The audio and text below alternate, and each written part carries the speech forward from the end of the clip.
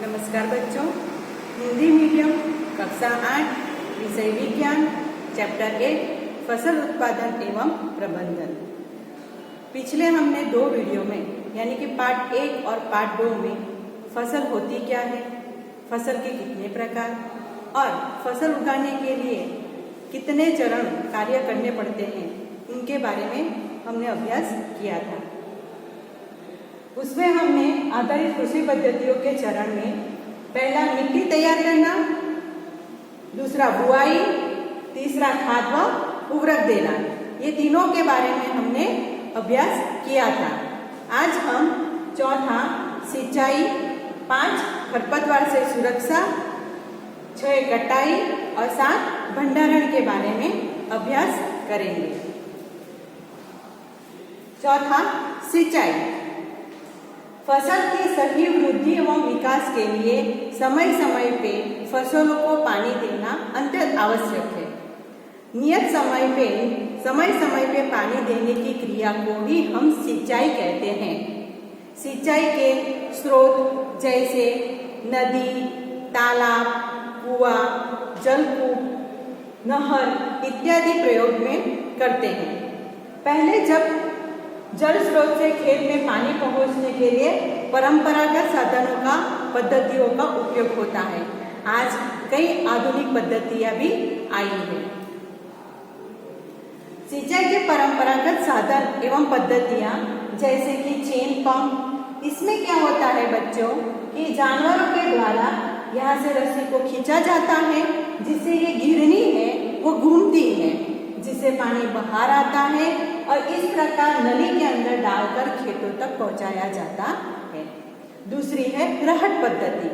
अब इसमें क्या होता है कि यहाँ पे जानवरों को इस प्रकार से बांध दिया जाता है और ये जानवर गोल गोल घूमता है, इससे पानी निकलता है और खेतों तक पहुंचाया जाता है।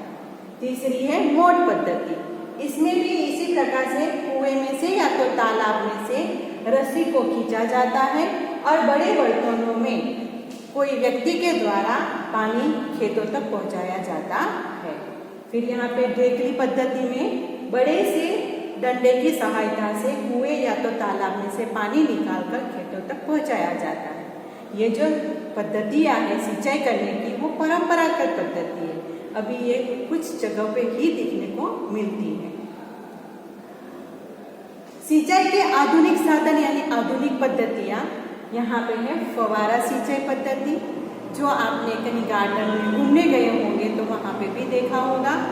फिर है दूसरी बूंद बूंद सिंचाई पद्धति, जो सिंचाई के लिए एकदम उत्तम पद्धति है, जिसमें क्या होता है कि नली के द्वारा इस प्रकार से अलग अलग जहाँ पे पौधे हैं वहाँ पे नली को लेके जाते हैं और जहाँ पे पौधा है वहाँ पे नली को छेद किया जाता है और वो छेद में से बूंद बूंद पानी पौधों की जड़ों तक जाता है।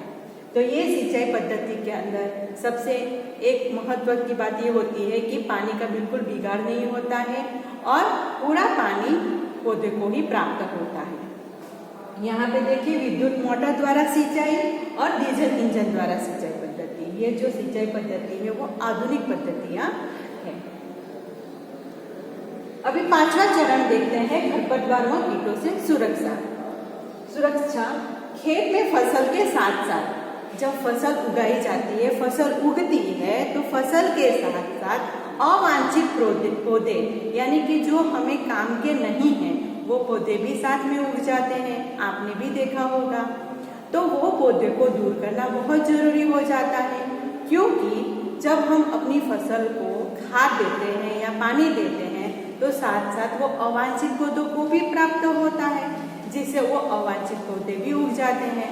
तो हमारी फसल को वो जो खाद है वो अच्छे से प्राप्त नहीं होता है।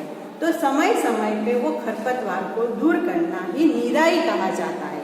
समय समय पे वो खरपतवार को दूर करना ही निराई कहा जाता है। अब छोटे किसान वो काम अपने हाथों से या तो फिर हंसिया यानी कि दरांती के द्वारा वो निकालते हैं।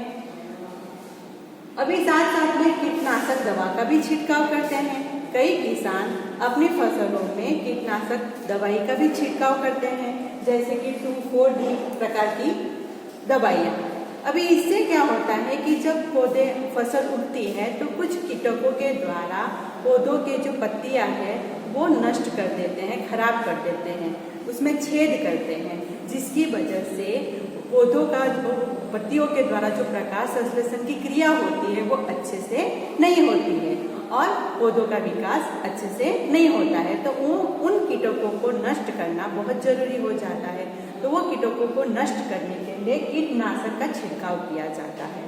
अभी इनका उपयोग करना भी हमारी भूमि के लिए प्रतिकूल प्रभाव पड़ते हैं, तो उनकी जब जरूरत होती है तभी हमें कीटनाशक दवाइयों का उपयोग करना चाहिए। छठा है कटाई व थ्रेसिंग। जब फसल के पक जाने के बाद उसे खेत में काटना कटाई कहलाता है। जो छोटे किसान इस प्रकार से हाथों से कटाई करते हैं, हाथ से या दरांती से करते हैं, लेकिन बड़े किसान जो बड़े पैमाने पे फसल उगाया जाता है, बड़े एरिया में फसल उगाते हैं, तब कई किसान इस प्रकार का कॉम्बाइन मशीन का भी उपयोग करते हैं। तो ये कॉम्बाइन मशीन में दो काम साथ में हो जाते हैं। एक तो एक साथ कटाई हो जाता है और कटाई के साथ साथ फसलों में से अनाज के दाने अलग हो जाते हैं, यानी फसल में से अनाज के दाने यानी कि थ्रेसिंग हो जाता है। तो ये जो कॉम्बाइन मशीन है उनमें दो प्रक्रिया साथ में होती है, दो क्रिया साथ में होती है, जिससे समय की बचत भी होती है और ज़्यादा मेहनत करनी भी नहीं पड़ती।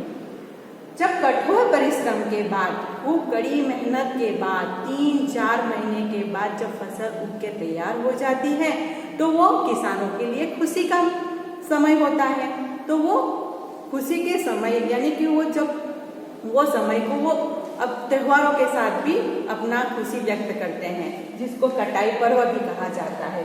जैसे कि कटाई पर्व में दिवाली, पोंगल, वैसाखी, होली, बिहू आदि। अभी दिवाली की बात करें तो जो खरीफ फसल जो हमें बारिश की ऋतु में, वर्षा ऋतु के अंदर जो बोई होती है, वो फसल उग के तैयार हो जाती है। अक्टूबर के स्टार्टिंग में तैयार हो जाती है और वहाँ उस टाइम पे कटाई भी शुरू हो जाती है। तो दिवाली भी उस टाइम पे ही आती है। तो मतलब में उस टाइम पे कटाई यानी कि जो फसल उग जाती है उसका हमें फल प्राप्त होता है। तो किसान दिवाली का त्यौहार मना के वो अपने खुशी को व्यक्त करते हैं। इसी प्रकार से यहाँ पे देखते हैं होली का त्यौहार। तो होली के त्यौहार भी, होली आती है मार्च महीने में आती है। तो मार्च महीने से पहले, मार्च महीने की शुरुआत में अपनी जो सर्दी की ऋतु में जो रबी फसल होती है वो उग के तैयार हो जाती है। तो इस प्रकार से कटाई पर्व अलग अलग राज्यों में अलग अलग त्यौहार से अपनी कटाई पर्व मनाते हैं। अभी यहाँ पे हम देखते हैं कि जो ये थ्रेसिंग यानी कि अनाज, फसलों में से अनाज के दाने को दूर करने की क्रिया को हम थ्रेसिंग कहते हैं। तो वो क्रिया परंपरागत रीति से यानी कि इंसान फसलों को हाथ में लेते हैं, फिर उसको कुछ पत्थर पे या कोई चीज़ों पे ऐसे फटकते हैं और फटकने के बाद फसल में से अनाज के दाने अलग करते हैं। तो ये परंपरागत थ्रेसिंग हो रहा है। ये रीत अब आज भी हमें देखने को मिलती है। इसी प्रकार से यहाँ पे देखिए ये थ्रेसर मशीन है। तो यहाँ पे क्या हो जाता है, पहले फसल को कटाई करते हैं और वो काटी गई फसल को ये थ्रेसर मशीन में डाल के फसल में से अनाज के दाने को अलग करते हैं। अभी सातवां हम देखते हैं भंडारण।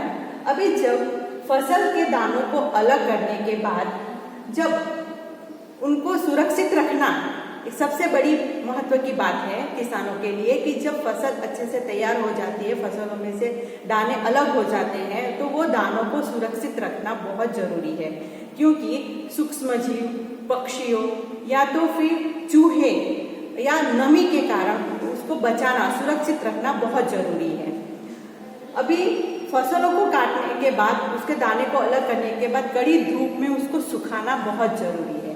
क्योंकि अगर नमी वाले बीज रह जाएंगे तो वो बीज खराब हो जाएंगे, जो अगली फसल में उगने के लिए भी काम नहीं आएंगे या तो फिर खाने के लिए भी काम नहीं आते।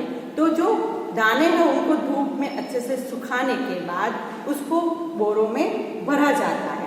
या तो फिर बड़े पैमानों पे जब फसल होती है तो दानों का उत्पादन ज़्यादा होता है, तो उनको ऐसे स्टील के बर्तन, बड़े बड़े स्टील के बर्तन होते हैं जिसको हम साइलो बोलेंगे, तो उसमें भी भंडारण किया जाता है।